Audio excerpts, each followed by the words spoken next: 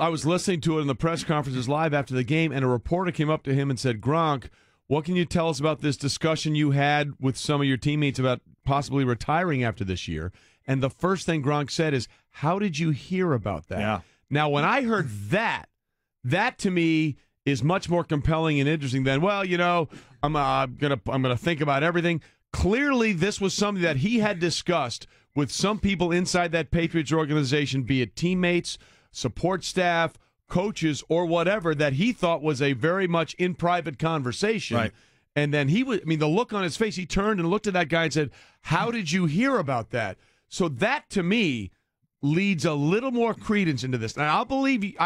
I followed this mantra from you for years. Right. Remember when Brett Favre retired? Yes. And you said to me after that whole thing, never listen to a guy with what he says the first few weeks after a season's over, because you're just spent emotionally, physically drained, you're beat up, you're not in a mindset where you can think about, okay, let's gear up and do this again.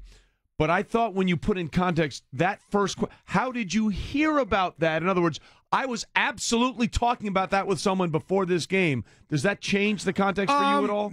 Not a ton, but it certainly raises an eyebrow. And I don't think there's any doubt, based off some of the injuries he's had and then a concussion 2 weeks ago. A big one. And you heard, I believe it was Rodney Harrison in pregame talking about how Gronk had kind of changed this season. He wasn't going to be drinking or partying during the season. He had gotten on some of the TB12 nutrition thing going on and tried to take care of his body a little bit better.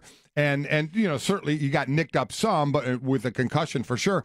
I think that may have added to it. We know the amount of surgeries he's had, you know, especially on his back. And then that concussion, that stung him pretty good, no doubt about it. So maybe it was in his mind.